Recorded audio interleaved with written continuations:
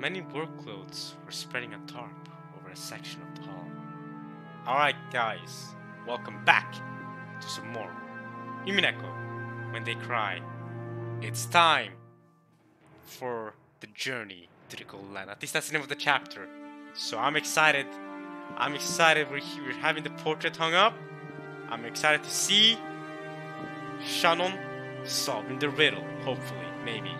Supposedly, we know. Well, we know it happens. I don't know if it's going to happen this part, but it's happening soon. We know it's going to happen. So here we go. Last time we had Shannon grieving over Battle not visiting for years. We saw the developments of it. We saw the little doubt come in, and then she didn't get a letter.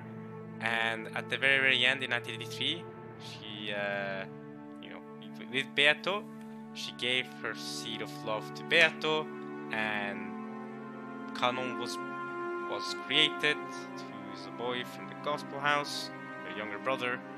And then she woke up and felt a lot calmer, and then she's going to meet a new servant named Canon. So we know his name is Canon now. So yeah, that's what happened last part. And let's keep it moving now. Here we go.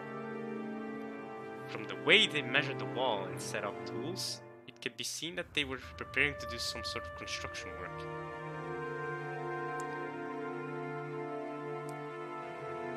Oyakata-sama ga totemo taisetse ni sarete orimasu.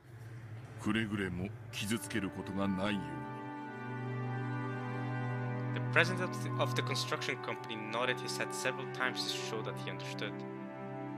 Then, 6 young workers carried in a large rectangular object wrapped in a white sheet. Yosh! Kiyotsukero! Sotto da zo! Sotto ke! Ja, koromasu de ii desu ka? Yosh! Hajimeru zo! Let's go, people! Apparently, they were putting something large onto the wall of the hall.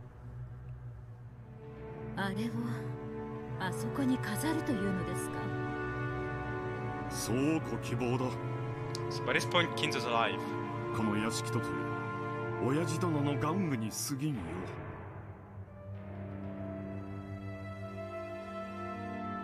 Natsu took a deep breath. Though this was a whim of Kinzo's, a man she greatly respected, she seemed to resist the idea of hanging it right here in the entrance hall, the face of the mansion.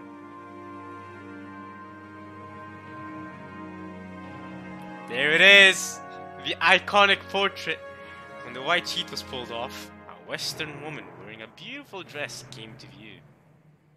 It was a massive portrait of a woman. Here it is, here's Kinzo. This is a live Kinzo. Here we go, boys. It's rare to see an alive Kinzo, but like an actual alive Kinzo though. An old alive Kinzo, not a backstory alive Kinzo well, this is probably not a narration lying to us either. This is probably real Kinzo. So what we see here is going to be real Kinzo. Not the Kinzo from the game boards that we know is a fake. It's a fraud. はい。夕方までには完了します。早く堂々と掲げられたところが見たい。監督を頼むぞ、我が友よ。お任せを。お父さん、立派な絵ができたようですね。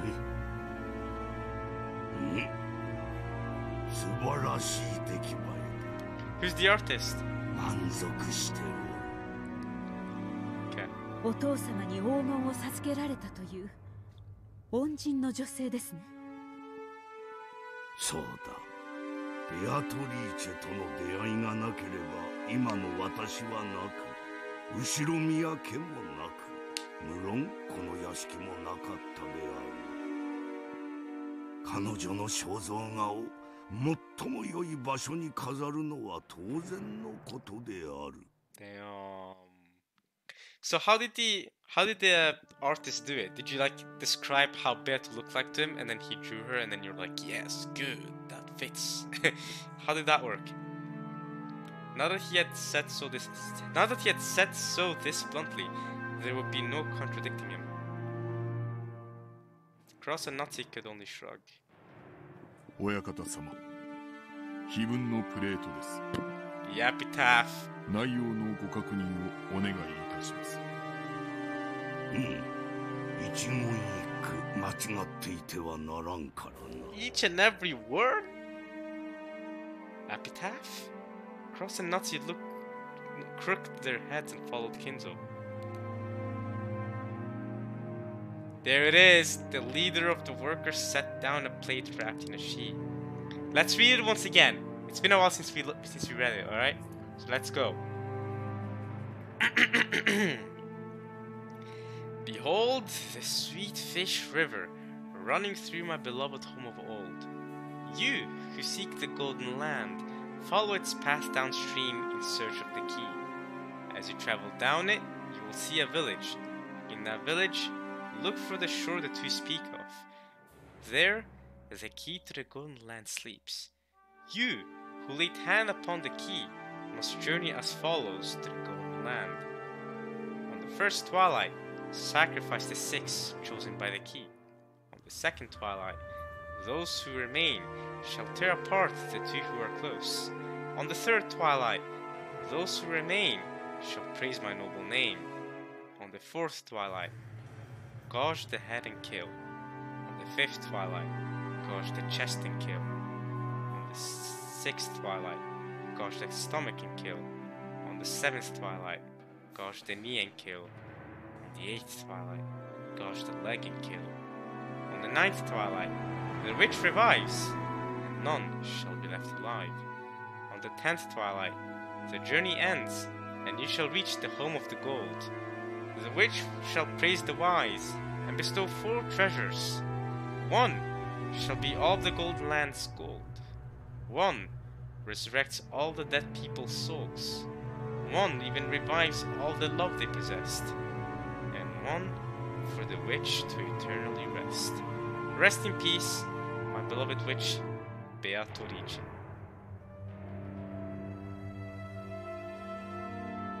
The others thought that the picture's name and an explanation might be on it, but it seemed to have quite a lot of words for that. お父様、これが懐かしき故郷を貫く鮎の川。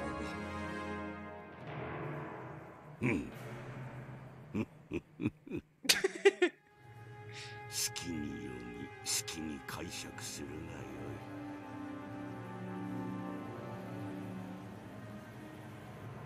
い。いよいよ碑文と肖像画の登場か。碑文というものが私にはよくわかりません。私の世界にはないものですから。Okay, so this is an epitaph that only exists in the world where Nazi doesn't accept the baby. Okay, so what could Kinzo's motivation be for it? I mean, I already suspected it several parts back, or theorized it,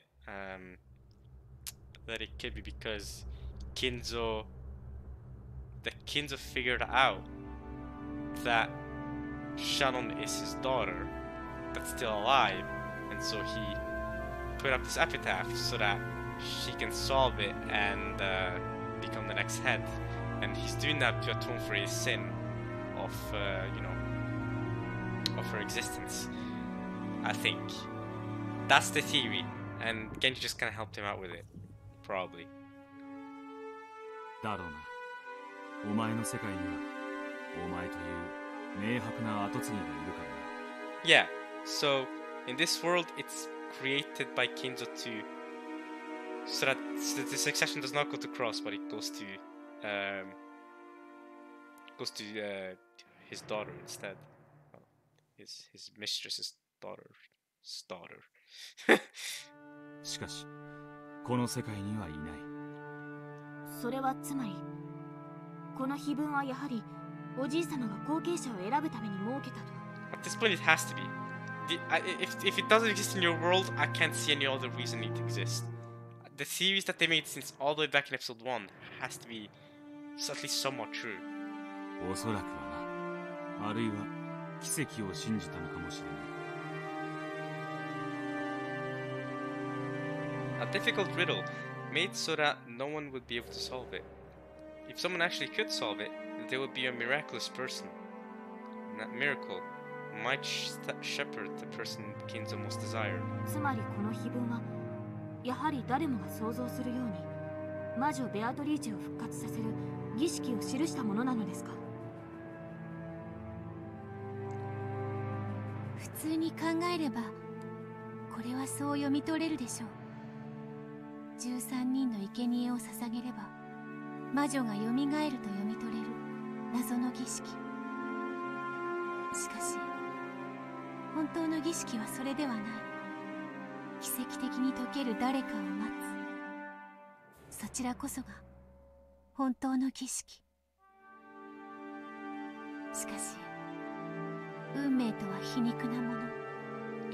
I also want to say, y'all, before we get into this, we are in episode 7 now, so they may choose to solve the riddle for us at this stage. And so I want to say, right now, it's probably too late for you guys to give me any hints to how to solve the riddle.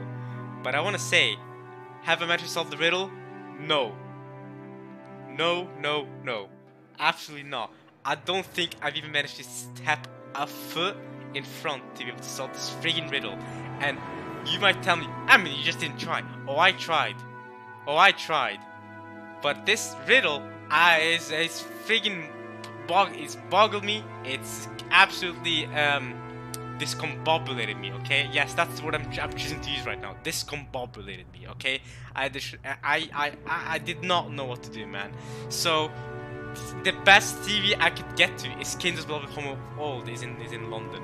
Okay, see this riddle is ridiculous. Okay, I cannot wait to see the solution to this riddle. I cannot wait. I tried so hard to solve this. I'm telling you. If the solution to this riddle is something really dumb and easily solvable by me, then I'll be. I expect the solution to this riddle to be extremely difficult. I expect it to be difficult because, oh man, I couldn't get anywhere. I spent so much time on this freaking riddle. It's been a year, by the way. It's been a year since I first read this riddle. A year and a half or something since I first read the riddle. And I still have no clue what it could possibly mean or how you're supposed to solve it. So, if you're about to enter the solution to the riddle, then here we go. 源氏は知っていた。金蔵は初めから源氏が全てを知っていると思い仕掛けたのかもしれないな。その運命が偶然だったのか仕組まれたものなのか私には分かりません。しかしその碑文により魔女ベアトリーチェは本当の意味での復活を遂げるのです。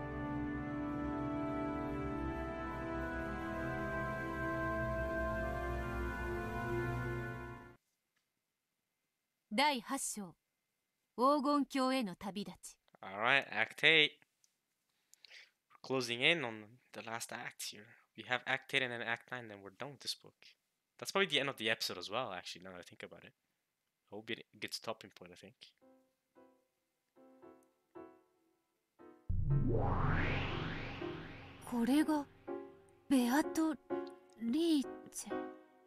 So this is the new Beato form, right? The one that was made last part. My soul was captured by the woman shown in that massive portrait. That might have been literally true.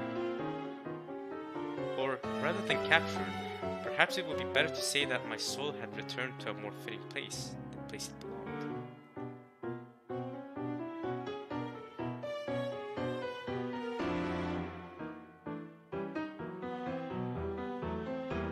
The beautiful blonde hair was the same as mine, but tied up.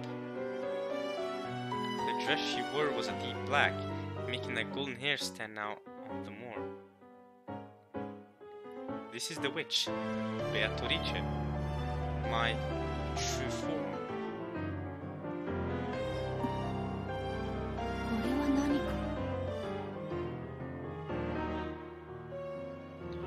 was a plate with too many words for it to be the title of the picture. Behold the sweet fish river, running through my beloved home of old. You who seek the golden land, follow its path downstream in search of the key. 黄金鏡。そうか。わらわの世界は黄金鏡なのか。Not the golden paradise. I've always called my own personal world a paradise. Oh yeah, yeah, she brought it up, yeah. She always called it the golden paradise, but now you know it's the golden land. But tonight, I shall change that. From now on, my world shall be the golden land. I am the master of the golden land, Beatrice. And then, there is the brutal ritual of sacrifices starting with the first twilight. On the ninth twilight, the witch revives, and none shall be left alive.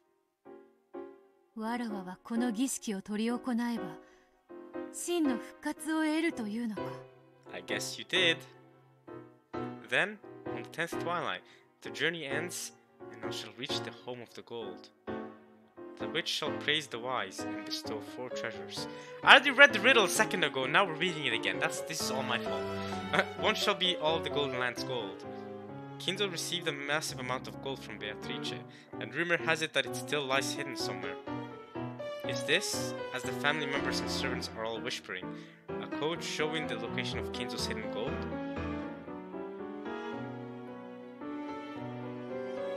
人間が至れば莫大な黄金を手に入れるであろ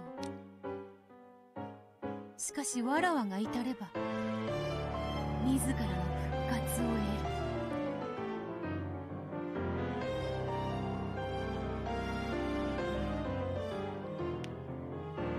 Kinzo, you aging mage.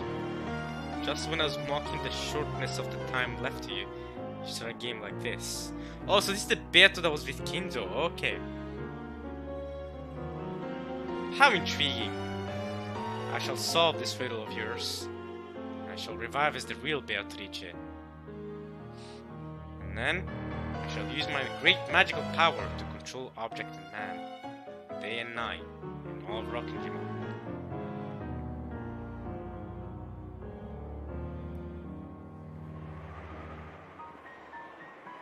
あの碑文、宝の隠し場所を示しているともっぱらの評判です。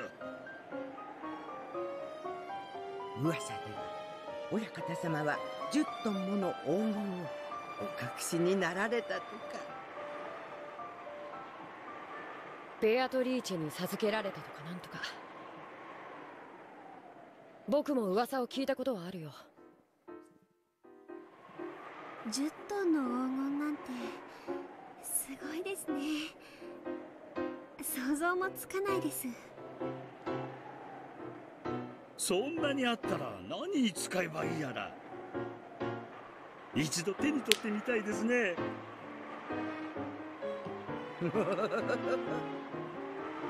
手に取るだけと言わずに使い切ってみたいですね。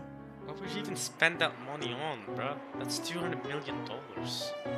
I can't even imagine spending that much money on anything. What would I spend it on? I don't even know. I don't even know what I'd spend it on. That's too much money for my sake, honestly. Doesn't like a single human need, I don't know, $10 million to live their entire life or something, ish? If you give a human being $10 million, they can survive their entire life with that money, right? So, what's up? でも碑文を黄金の隠し場所の暗号をなぜわざわざ掲示されたのでしょうか。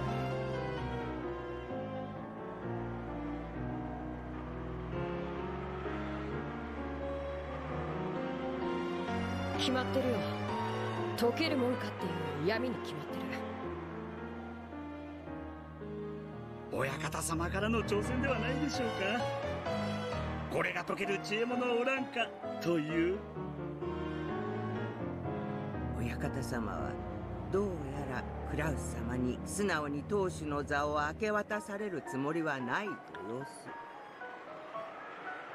これはひょっとすると先に解いたものを次期当主にするという意味かもしれませんよ。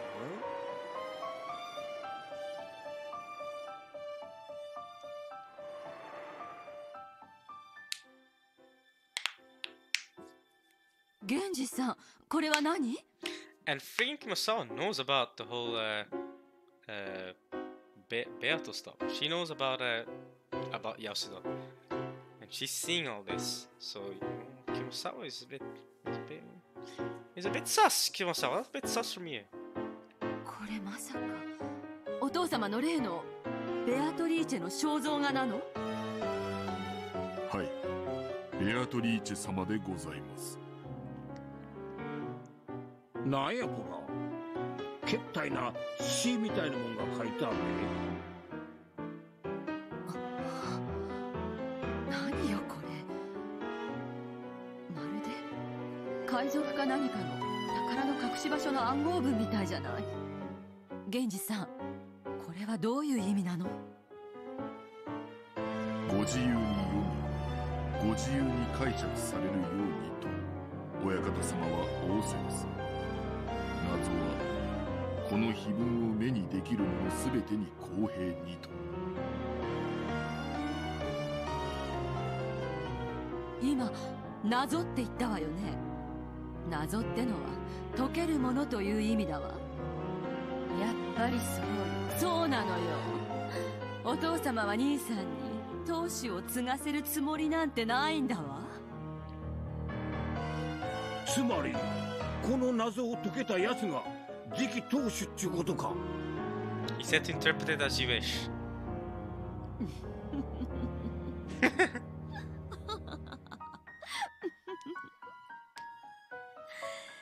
やっと巡ってきた。やっと巡ってきたのよ。いいさん。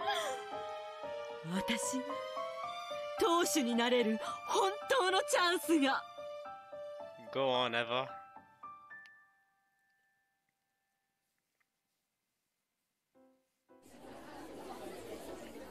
Where are we going to now?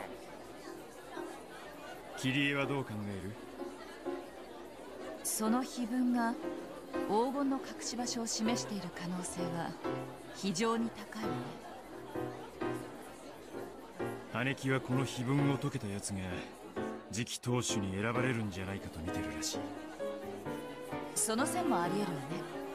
お父さんはクラウス兄さんを次期当主の器と認めていない。これは余命いくばくのお父さんが仕掛けた最後の大仕掛けかもしれないわね。つまり本当にこの謎を解けば10トンの黄金と次期当主の座が転がり込むってわけか。What do you think, Rudolph and Kiria? You gonna solve it? 建前上はね。でも絶対に解けるものかという悪意も感じるわ。簡単には解かせてもらえないでしょうよ。だよ当分の間は酒の魚はこいつで十分そうだぜ。Maria and Rosa? バカバカしいこんなの解けるわけないわ。 Rosa tossed aside a notepad with the epitaph written on it and flopped over onto the sofa. She was trying to solve it. Solve it, this means 10 tons of gold. With that much, I'd never need to worry about making money ever again. It's true, you actually wouldn't need to worry at all, whatsoever. If I had money, I could pay off the debt, and then maybe he'll come back to me. お父様の懐かしい故郷はわかるのよ。 Wait, you do? 愛の川って何？ I don't know. Wait, what's his Bellaton Vault? Tell me, Rosa. Since you know, I don't know. Is it London? It's probably not. If it's London, I would laugh so hard, bro. If you know it's a 6-letter word, probably, but there's no way it's London, bro.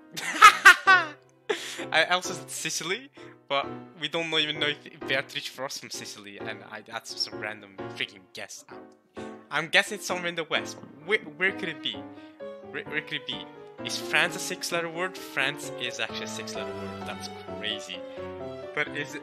This is impossible, man. It's not impossible, but I can't solve it, bro. Kansas Velvet Home of Old. 川なんていくつもあるわ。沙汰って何よ。 There's tons of rivers where? In London? I mean, you have River Thames in London. You have rivers in Italy. Yeah, sure. There are tons of rivers everywhere. There's tons of rivers in Norway. Norway is a 6-letter word. Hey, yo, Kinzo, are you a brother? Is Kinzo my brother? I'm just saying, there's tons of rivers in Norway. Is Kinzo from Norway? Is Kinzo from Norway? Imagine. What a twist that would be. You guys will probably watch this like, hey, I mean, I can't wait for Amy to find out Kinzo's actually brother. I say brother, you know, shares nationality. Although, he might share my nationality, but I do not wanna become, you know, associated with Kinzo. So maybe it's better if he wasn't from Norway. But that's kind of crazy that Norway is a 6-letter word. That's you know what, that fits too well. But man, no. Village, tons of rivers, beloved home of old.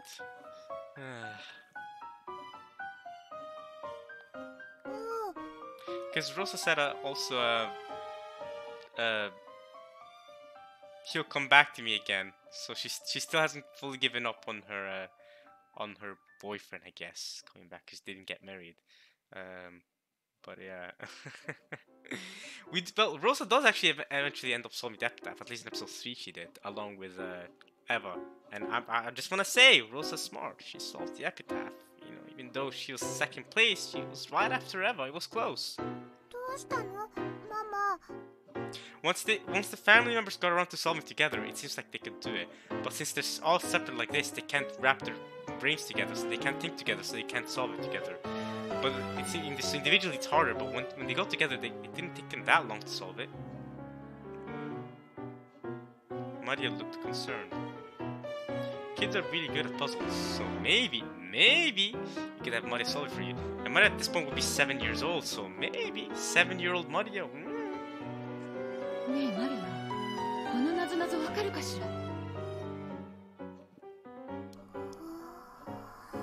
Go on, Maria, try to solve it. Maria gazed at the paper with the epitaph on it, as though she was trying to bore through it with her eyes. Her eyes opened wider and wider. I don't think she'll solve it. What? What? これは魔女の儀式だよ。ベアトの復活の儀式だ。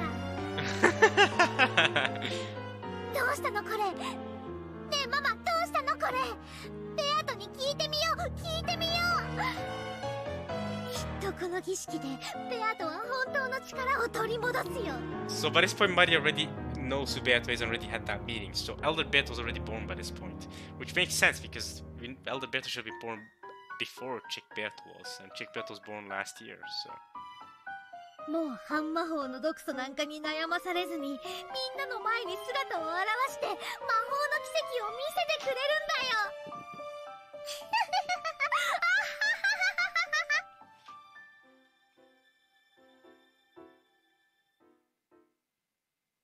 Well. 碑文はどうであるか。親族の皆様は競って謎解きに挑まれているようです。それでよい。Good, okay? So he wants them to try and solve it. Obviously, because why would he hang it in front if he didn't want them to try and solve it? 誰もが挑め。そして誰にも解けぬ。But the thing is, one person will. 奇跡に祝福されたものを除いてな。気を許せば私とて解き方を防出しそうになる。あれはそれほどに難解だ。難解であるがゆえに解けた時奇跡となる。Even they're saying it's difficult. How am I supposed to solve it? I'm dumb. そうだ。これは私が人生の最後に望む最後の奇跡。最後の魔法なの。あの難解な碑文の謎が解ける奇跡が訪れた時、きっとそれはベアトリーチェの復活を意味するのだ。おお、ベアトリーチェよ。見たい。もう一度その面影が見たい。もはや富も名誉も何もいらぬ。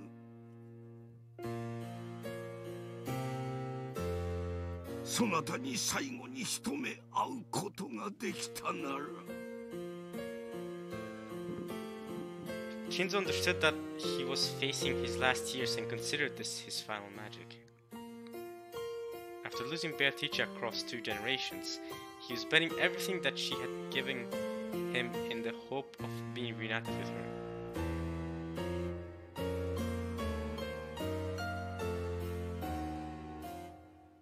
His meeting with her that day had been the true beginning of his life. And even after the 2 of them had left the stage, Kinzo had remained there alone in the darkness. The aged monarch had obtained everything, accomplished everything, but this was the one element that had always slipped through his fingers, no matter how much he struggled. If he could just have that element, he would need nothing else in life. In the end, perhaps his whole life was just a journey to learn that one single element makes up all that it means to be human. It's love. 我が友よ、我が人生最後の魔法は私に奇跡を見せてくれるだろうか。我が友よ。For a while, Genji was silent. He wasn't at a loss for words or struggling to find an answer. During that silence, something had passed between the 2 men, who had known each other for so long that their friendship surpassed that of master and servant. いや、それで良いのだ。誰にも解ける。だから奇跡なのだ。親方様、一つお教えください。あ？ん？何か？もしもでございます。あ？奇跡が起こり。Oh? No way. Wait a minute. Genji. Wait a minute, Genji. Wait a minute, Genji. You're not saying that you... It may have been different when he was young, but in his old age, Genji was not fond of talking about dreams and what-ifs. That very same Genji now spoke of a hypothetical. Kinzo quietly waited for the next words of the man he called a friend. もしも奇跡が起こり。Genji, don't tell me you eventually end up doing what I think you're going to end up doing. 親方様の魔法が叶って、ベアトリーチ様がご復活を遂げられたら、いかがなさいますか？ As the one closest to Kinzo, Genji obviously knew of the crazy feelings with which Kinzo had sought Beatrice in the past. And yet, Genji was asking what Kinzo would do if Beatrice did revive. 親方様はすでに一度ベアトリーチェ様が生まれ変わるという奇跡をご経験なされております。その奇跡が再び起こったならいかがなさいますか？我が友よ。我が友よ。そなたはやはり私を咎めるのか。 Wait, has Kinzo figured him out? Has Kinzo figured Genji out? Do you blame me? 親方様とベアトリーチェ様のお心のすべてを私に知ることはできません。しかしベアトリーチェ様がどのように親方様をお慕いしていたのか。Genji, don't tell me you do what I think you're going to do. その一部は存じ上げているつもりでおります。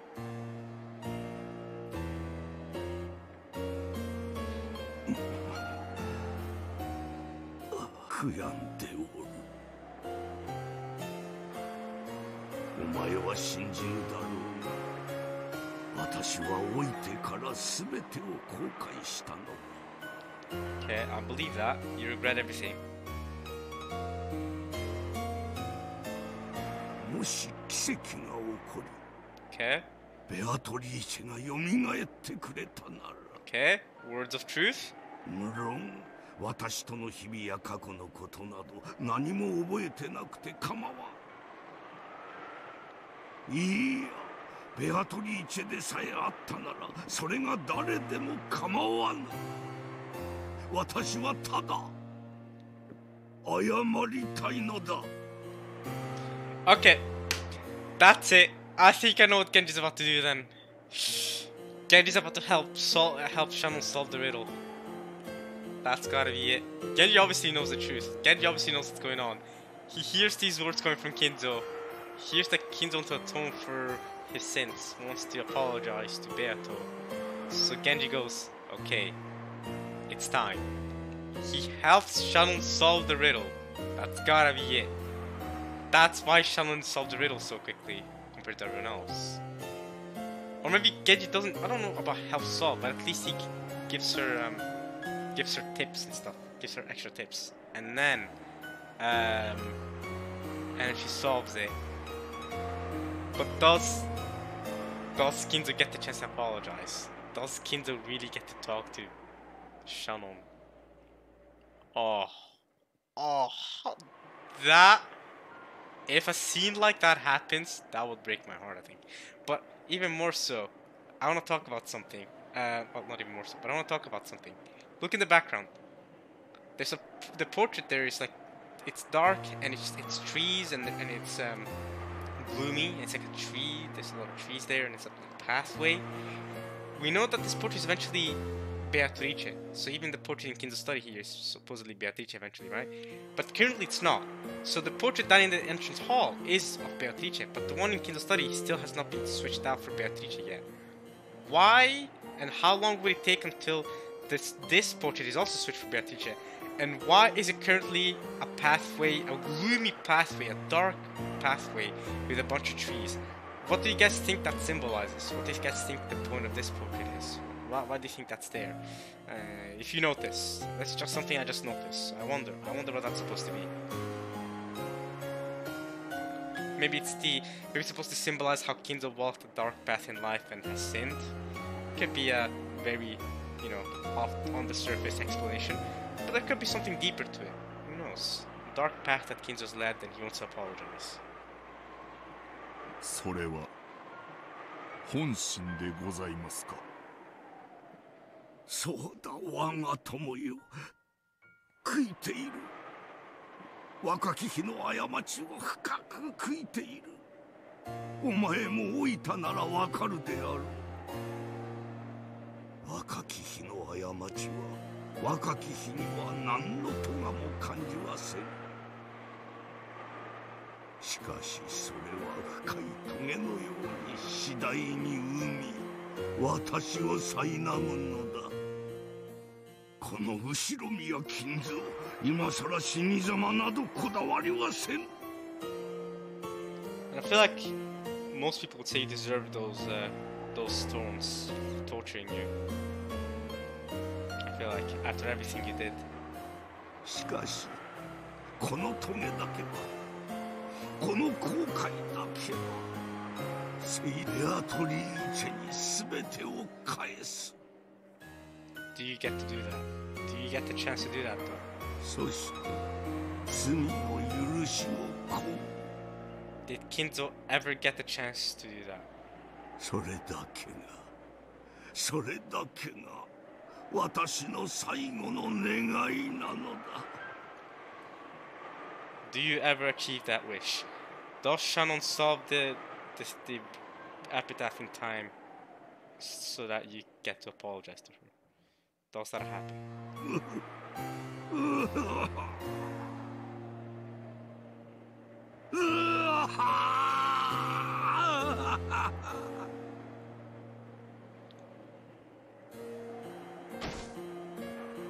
Kinzo covered his eyes and saw it. This aged lord, who had built up enormous wealth in a single generation, was now, at the end of his life, sobbing simply because he wanted someone to apologize to.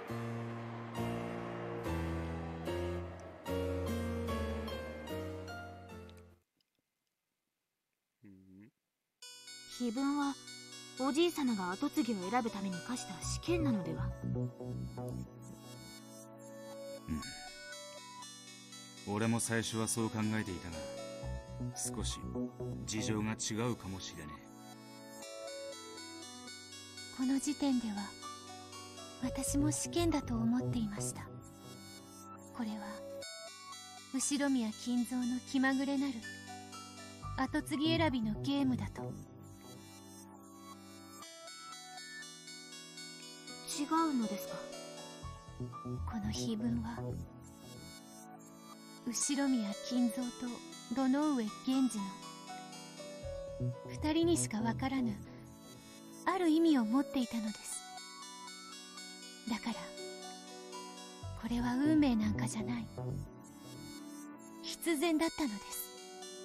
私はかぼちゃの馬車からガラスの靴まで全てを準備されたシンデレラに過ぎない。なるほどな。 This OST is so good, by the way. Can I just say? これは金蔵と源氏の茶番だったわけか。 A farce? 金蔵は分かっていたのです。そして源氏もまたこれがそのメッセージだと理解したのです。 Kinzo knew? Really? He already knew by that point. Or at least at some point he started learning it or understanding it. And that's why he set this up as a farce. Is that what you're saying?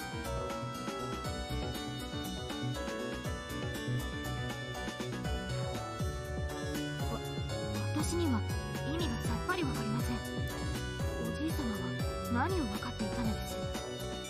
そして源氏さんはこの碑文と何の関係があるというのです？碑文は解かれたんじゃない、解かされたんだ。そしてベアトリーチェは真の復活を果たす。もしベアトリーチェが復活せずにいたならば、 What then? 同じ1986年を迎えても事件は全く違っていたかもしれない。結局私は生まれたその時から運命の岐路においてはただの一度も私の意志では何の選択の権利も与えられなかったのです。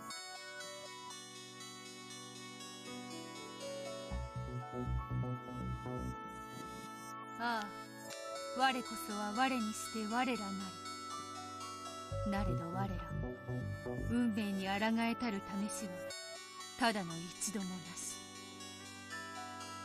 我らなど所詮は渦に舞う木の葉も同じ。どのように舞おうとも渦に飲み込まれて消えるのみ。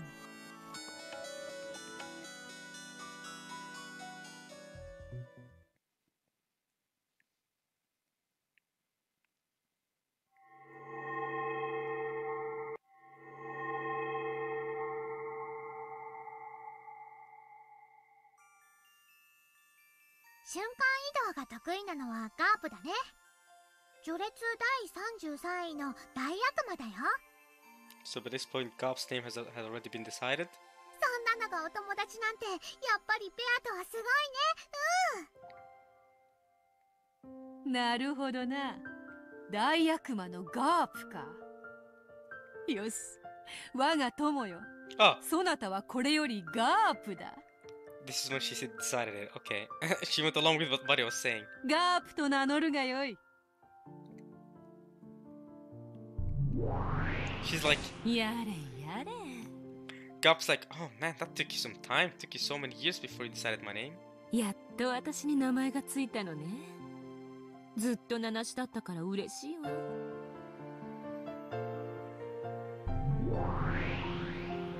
ではその調子で私にも名前を賜れますと光栄ですが。 Okay, by this point, Ronove has also been created.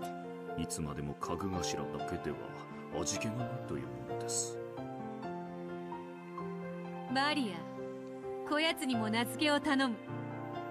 こやつも大悪魔でわらわに仕える執事のようなものだ。わらわの信頼できる部下であるぞ。おお、ロノウェイかな。序列第27位の大悪魔だよ。頼れる従者を与えてくれると言われてる。おや、これは奇遇ですな。私の分身である源氏の名字もロノウエ。What a coincidence. ほう、これは確かに奇遇。なるほど、そなたにこれほどふさわしい名前はないようだな。よし、そなたの名はこれよりロノウエだ。ロノウエ。おお、名前で呼ばれることのなんと甘美なことか。いやいや、イピー。素敵な名前を感謝します、マリア卿。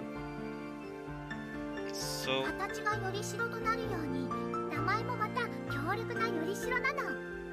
So Mario was the one that decided on the names. Okay, makes sense because she's the one that's knowledgeable about all the great demons and stuff.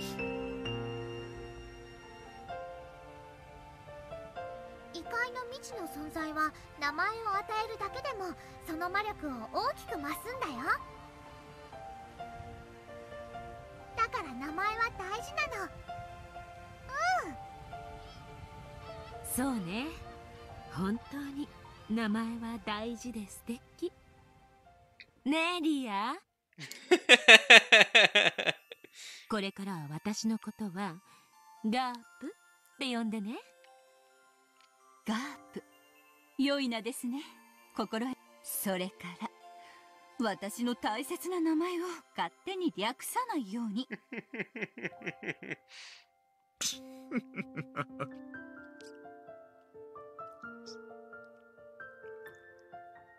ベアトリーチェのもとへ導く者、ワルギリアですか。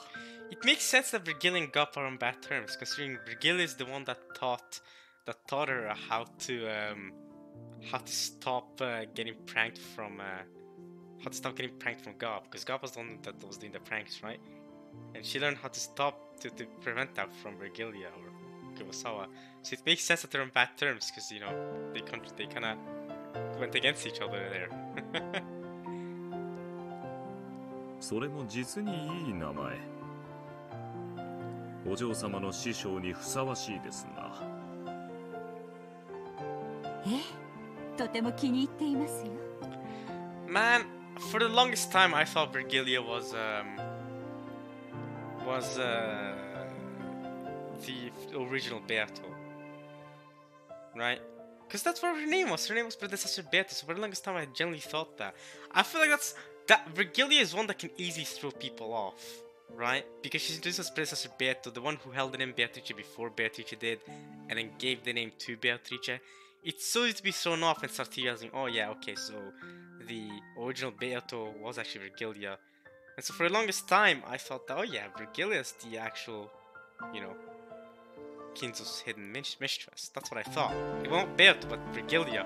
Virgilia, so Kumasawa was actually his mistress. That's what I thought, because it's so easy to be thrown off by that, though, I feel like now that I know what's going on, okay, Beato actually existed, she came from Italy and that, right? From the backstory stuff, we learned the truth, but before that, I don't feel like I blame myself for getting the wrong idea and thinking, oh yeah, it was Kumasawa then, or it was, you know, she was the original mistress, something like that. But yeah, now of course it makes more sense that yeah, she taught, she was the first one to teach her how to use good magic. She was her master.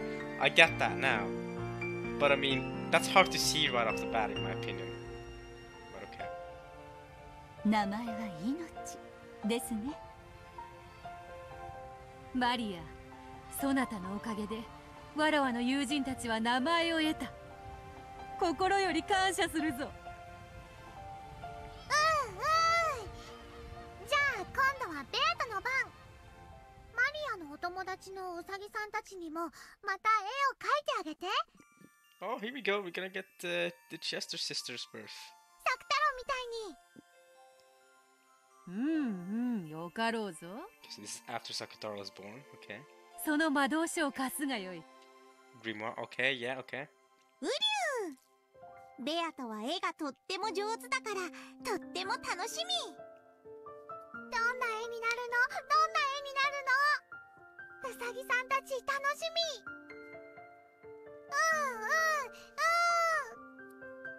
み。森の音楽隊であったな。音楽隊。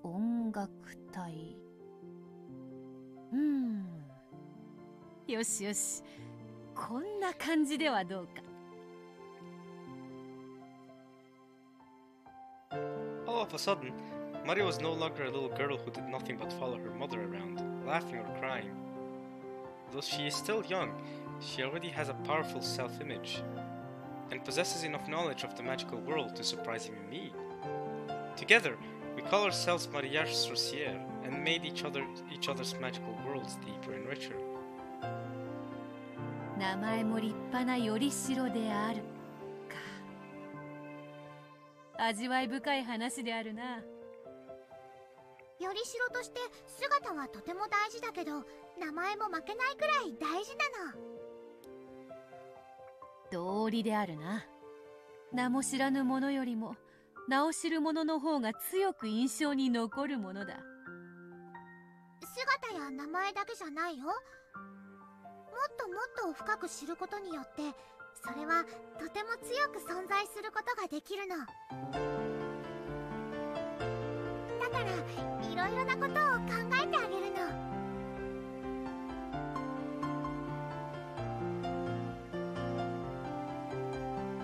の。例えばそれは作太郎もであるか？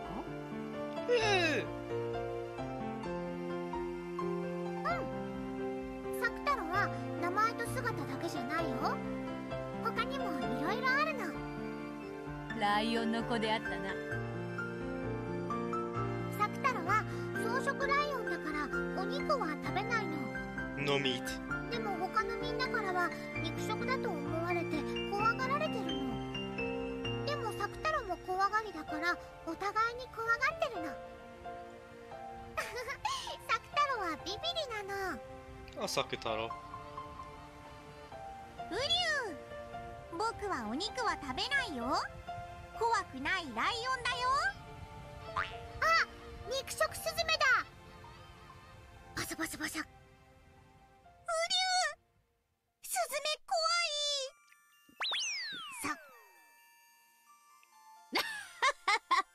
い。スズメは肉食ではないであろうが。作太郎がビビリだからスズメが肉食だと信じてるの。Come on now, don't bully Sakutaro like this. Come on now. Hey, I'll hug Sakutaro, I'll be with him, I'll help him out. スズメはどっかに行っちゃった？ Suzume, look at Sakutaro in the corner. On the right side there. ウリュウ。Uryu. Oh! He's dropped. 作太郎はビビリだな。そんな怖がりじゃまた作助や作吉にお兄ちゃんは怖がりってバカにされちゃうよ。I guess those are some of her other toys, Sakushiki and Sakukichi. ウリュウ、僕は怖がりじゃないよ。 Let's go, Sakutaro, yeah! あ、スズメが戻ってきた。バサバサバサ。 Hey, come on now, stop bullying. Come on now, Maria. You're doing this on purpose. Come on now. 食べられる。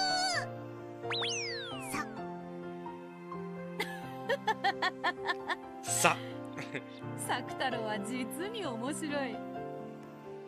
今出てきた作助や作吉というのは兄弟なのか？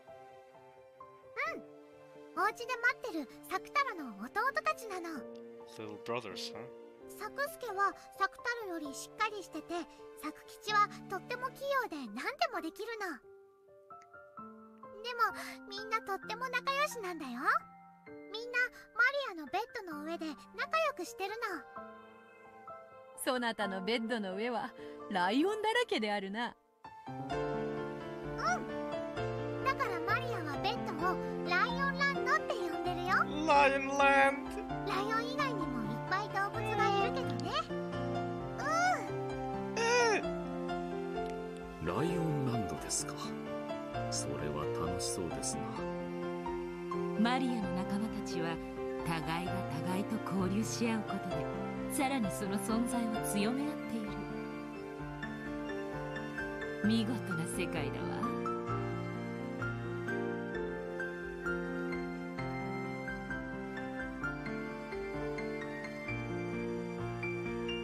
私たちももっと交流を深めた方が良いということですね。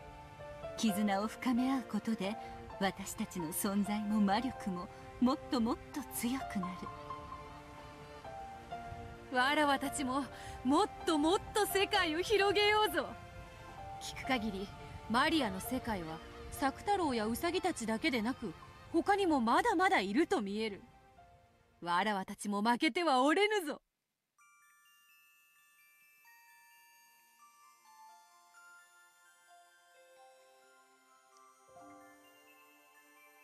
おやおや、負けてはおれぬぞとなると、我らも眷属を増やしますか？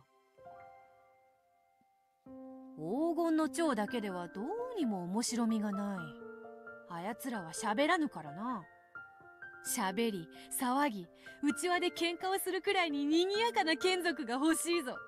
I see. That makes sense. And that's what we see. Yep, yep, yep. そうね。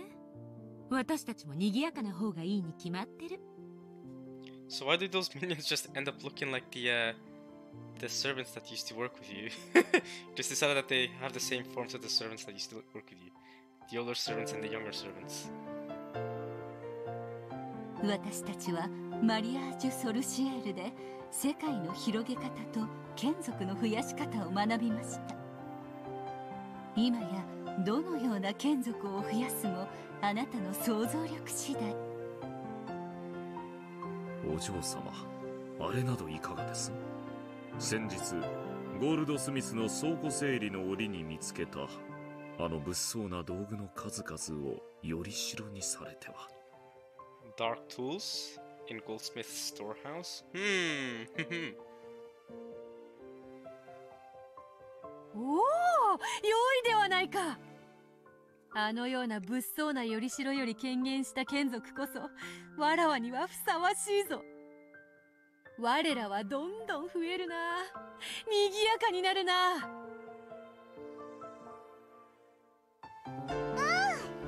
新しいお友達がどんどん増えるの。これがマリアの魔法なの。 Which of origins? そしてベアとはマリアのお友達に姿を与えることができる。育てることができる。マリアが産みわらわが育てるか。これぞマリアージュ・ソルシエールであるな。Epic tag team. それにしてもウサギの耳はなかなかに難しい。ウサギたちの権限はなかなかに手間取るぞ。せっかくですから可愛くしてあげたいものですね。に無論であるわ。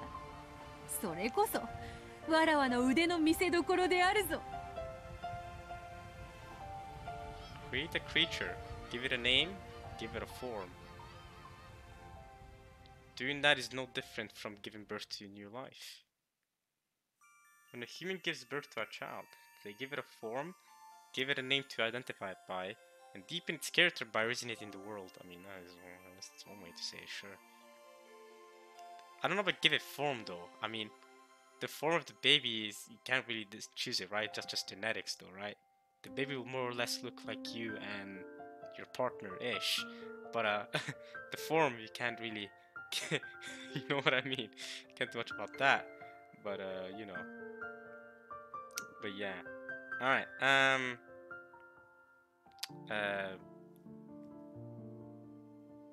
Mariage Social is doing exactly the same thing. In our world, we can create whatever creatures we think of, give them forms, give them names, and make them friends we can interact with.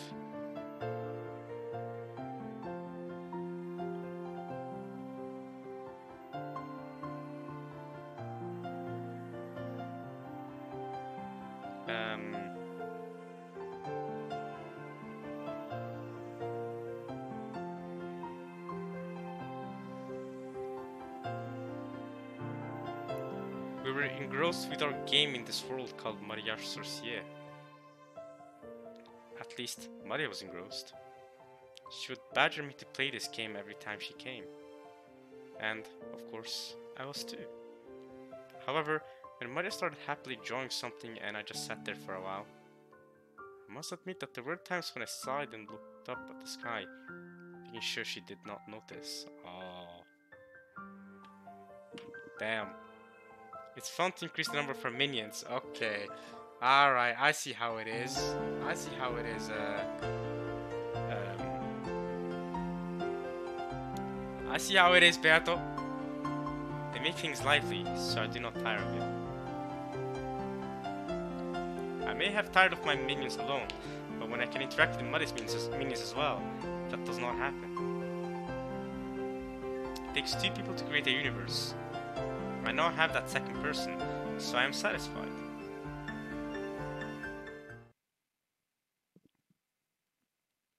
I think I am satisfied. And yet, one little part of me is not. It truly is a tiny part. After all, it is so much fun playing with Maria that time seems to fly by. To fly on by, sorry.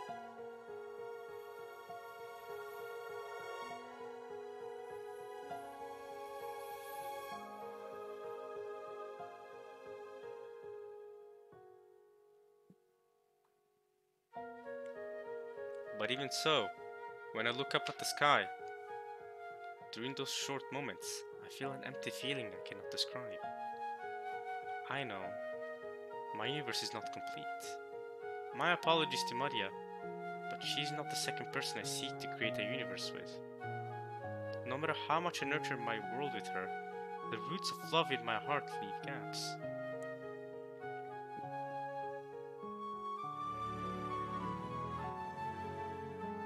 4 years have already passed since that day.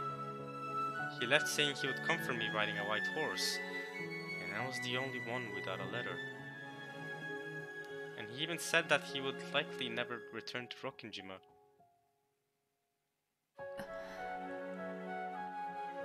This is love? I always believed that love was so much sweeter, so much more intoxicating. But now, I don't know anymore. Though I long for him so much it's maddening, I can sometimes feel hatred underneath. However, even that hatred is wrapped in adoration. The roots of love have remained in the corners of my heart all this time. Some part of me has given up and accepted that Batman might never return. However, the roots of love have stayed right where they were. In other words, even 4 years later, I still believe.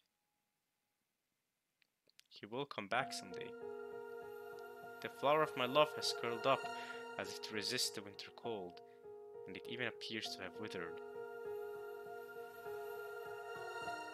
However, the roots are still alive, and so it endures, waiting for the day he will surely return, waiting for a chance to bloom beautifully again.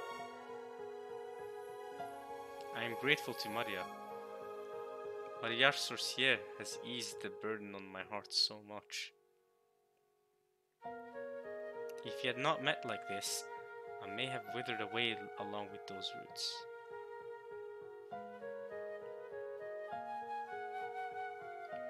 Even this incomplete universe is now necessary for my survival. I must live on until I can create my complete universe. Until that day, I will not be complete. Though I have a form and a name, no matter how deep my world grows, I will not be complete.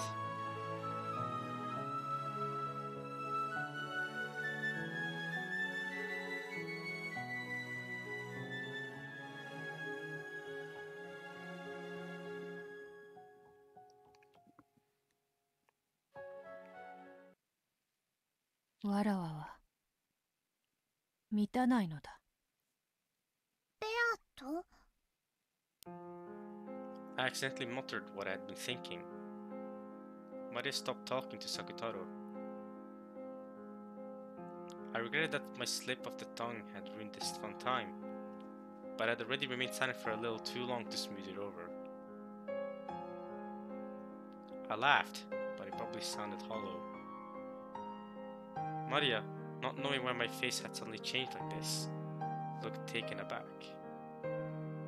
わらわの眷属たちは次々に世界を深め、その存在を深め、満たしていくのに、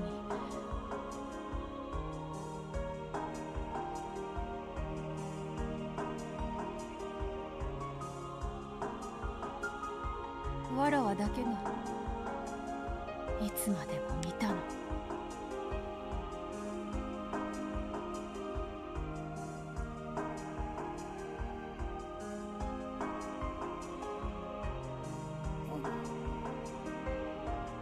なぜ見たのかは分かっているのだ。それは魔力が足りないからだよ。Maria answered instantly. Beatrice has lost her magical power and is unable to regain the power she once had. That is how the story goes. So, Maria's answer is exactly correct. Yes. I may be incomplete because I've lost my magical power. In that case, if my power becomes complete and I revive in the truest sense, will my world become complete as well? Does that mean that the person I want to nourish our universe with will come back? If, as I claim, I really was once able to control miracles at will with my magic, then if I succeeded in reviving, that miracle will surely occur. If that is what I could be capable of, then I want true magical power to use for my resurrection.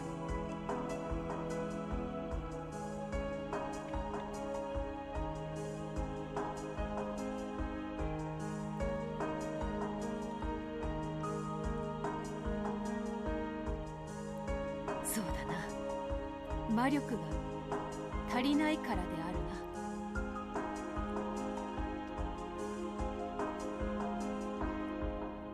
そうに、ベアとはまだ魔力が弱いからいろいろと不自由なんだね。早く取り戻したいものだな、かつての魔力を。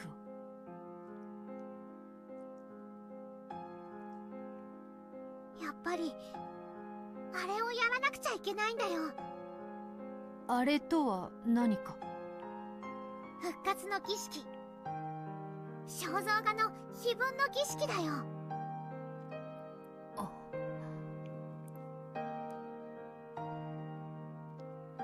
If you read that epitaph literally, it does sound like a witch's resurrection trial. To Maria, who believes in witches, that epitaph must be nothing more or less than a ritual. Unlike the other family members, it seems that she's not very interested in how it might indicate the location of the hidden gold. あの碑文の謎を解けば、かつてわらわが金蔵に与えた莫大な黄金の隠し場所が知れよう。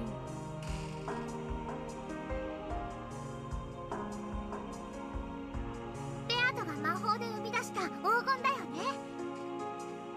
そうだ。魔力に満ち溢れし日の魔力の結晶である。じゃあその黄金を取り戻せばベアトの魔力は元に戻るんだね。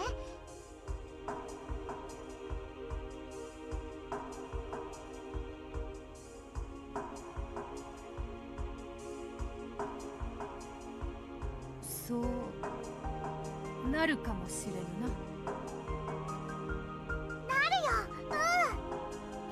あれはベアトの復活の儀式なんだよ。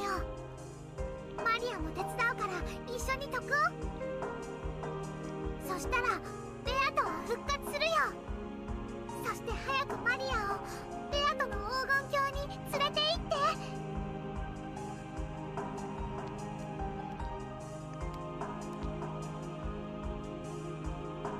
I'll help so let's solve it together. Does that mean Mari solved it as well? That would be funny, but I don't think she did. I don't think Maria ever managed to solve it. But she does say that she'll help right now, so. そうだったな。きっとそなたを黄金鏡に連れて行くと約束していたな。そこではどんな願いも叶うってベアとは言った。そこには黒い魔女のいない優しいママに会える。会ったことのないパパにも会えるかもしれないね。もちろん学校も宿題も意地悪な友達も誰もいなくて、マリアとベアとはいつまでも楽しく暮らせるの。ねえ、サク太郎、楽しみだね。ありゃ。Portrait's epitaph. Then, must I face the epitaph's riddle? If Ginzo's children struggled uselessly over it, how could a complete stranger like me solve it? If I did happen to solve it, that would surely be a miracle. Will one miracle bring about another and return my miracle's power to me?